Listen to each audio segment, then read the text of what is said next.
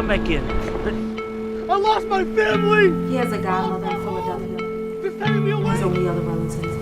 And what are you doing about it? Nothing!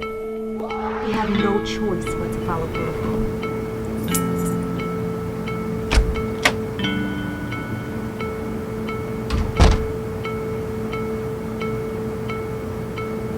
I grew up in Boston. Like Boston is in me.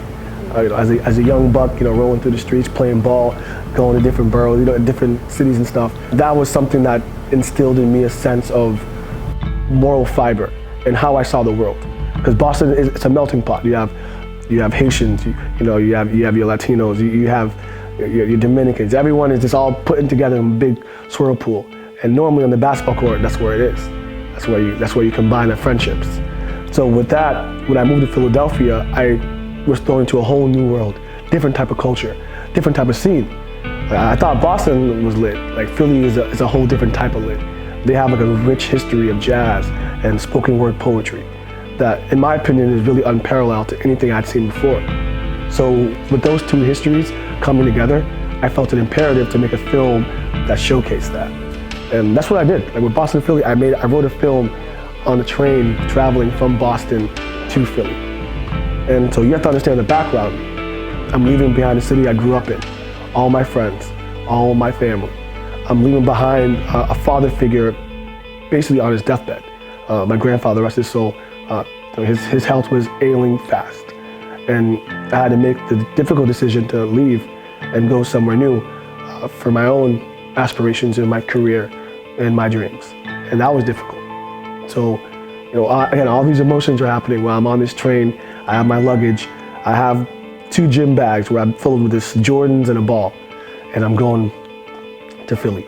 So with that, and the culmination of what I wanted to do when I was at Philly was the creation of Boston2Philly. So everything is personal. Everything is the embodiment of me, what I believe in, what I've experienced. In the movie Boston2Philly, you had like a little chica, Mia Mendes. novia. Absolutely. Was that a girlfriend in real life? In real life? No, that's a deep friend. That's a real one. Yeah. With a real one, someone that was just had your back. And yeah. So everyone in the movie I met for the first time making the movie. So again, I went to Philadelphia. I didn't have any friends. I didn't have any family. I barely even had a place to live. I found an apartment in the middle of the city with no roommate, no nothing. Damn. So when me no and friends and homeless. The life of a struggling artist, I wasn't afraid of that. But yeah, so Mia, it's dope because Mia, I didn't think Mia was gonna come up. Like I had an open casting call with a bunch of different things. I put all my information up, and like I'm sure you being who you are, like, I'm sure you've been there where a lot of people didn't show up. They said they were gonna show up. That sucks. Like, I hate that. Yeah, I mean, like it's a dope vision, a concept, and you're like. Well, that's the thing. People don't believe in it. Like people don't. Like from Philadelphia has a weird culture where if you're a brother out there trying to do it, it doesn't necessarily mean you'll get the backing of the same thing you want or what you're hoping to get. Because I was out there, I'd proven myself in Boston, but I'm a new guy in Philly. No one knew about me, and the information they could have looked up, I don't think anyone even bothered looking up.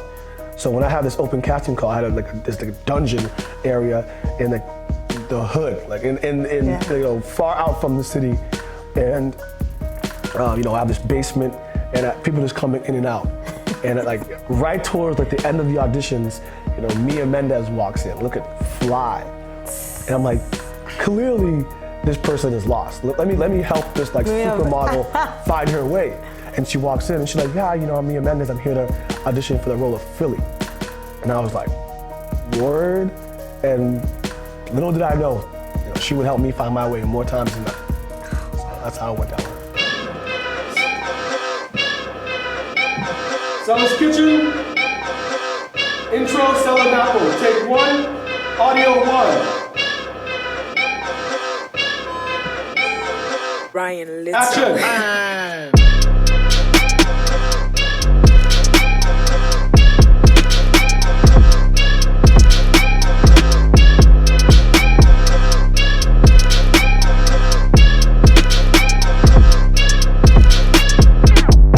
Boston2Philly Well, I learned how to make Boston to Philly. Yeah. And that was like very difficult. Like, I didn't know how to make a movie. Yeah, this is your debut, right? Yeah, this is my directorial debut. So there were some mistakes that were made in terms of just like, I wouldn't have made with the experience that I had, if I had experience.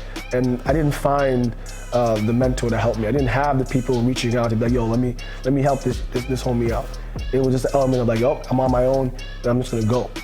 So what I would change, and the reception I've heard, everyone loves it, but they love it because it's an indie project. And I hate hearing that because I didn't want to just make an indie film. I wanted to make a good film, not a good indie film. Based on the money that I had and the experience that I had lacked, there are some scenes that don't like sound the best they should probably sound. But the entire project itself is something that I can be proud of and something I'll enjoy. But there's, every here and there, there's like, that could have been better. That could have been better. Yeah, and I'm a very tough critic on myself. Yeah. So some people may not even peep that. Some people be like, oh no, it's perfect. Yeah. But for me, I know I can be better. Yeah, but as anyone else, when you're a young boy, you want to keep your eyes on the prize. And the obstacles aren't as big as it is now. You're not facing too much as a kid. So it's just as simple as a pole and the challenge of holding on as tight as you can and not letting go. And you have the crowd, and you have the people praying for you, the people that wish you well. Then you got your boys in the back. You can't always see that are there. And this picture, you literally see one of my friends with his hand almost holding my back up. And that's the epitome of support. And of course, you got the haters, you got the people with their hands cropped. Like, he ain't gonna do it. He ain't nothing. And then it goes back. It gets bigger. And this is a reflection to what I represent, what I am, what I've overcome.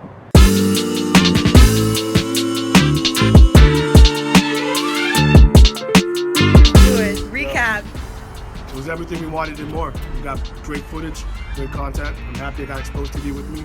It was love, all love. Let's get it! What type of director you would say you are? Are you like a nice one, a mean one? I think I can be assertive at times. Assertive, yeah. I think my personality in real life is my personality as a director. Very determined, assertive. I know what I want. I'm not afraid to buck with you. I'm not afraid to go back and forth. I'm extremely passionate, and that's where the passion comes from. But there's always a level of respect that I always show some others, and I always demand shown to me. And that's just what it is. But in terms of what type of director I am, I'm just like, I get the job done. Yeah. I get the job done. That's all it is.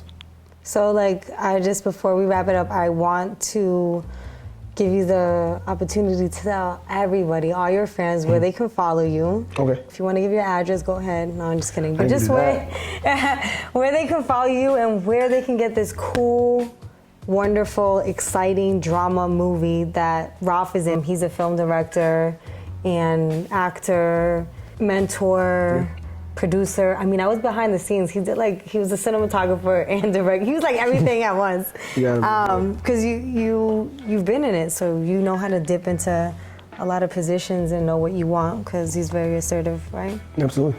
You and I both. Yeah. And I had a great time, knowing who Ralph is, and it was wonderful to also see your awards, and your passion, and met a few of your friends. It was definitely a dope time. So let's check it. Where can we check you out, Ralph?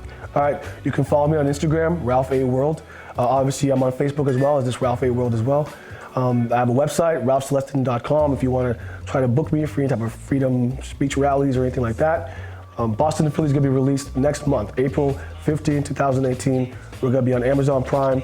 We're going to be on iTunes, Google Play, Vudu, Fandango. Anywhere you can potentially stream and purchase film, our film will be available to watch. And make no mistake about it, Boston2Philly is a film that is separated and very different from any other of its kind. It's a coming-of-age drama that shows the cities of Philadelphia and Boston in a light that's never been shown before.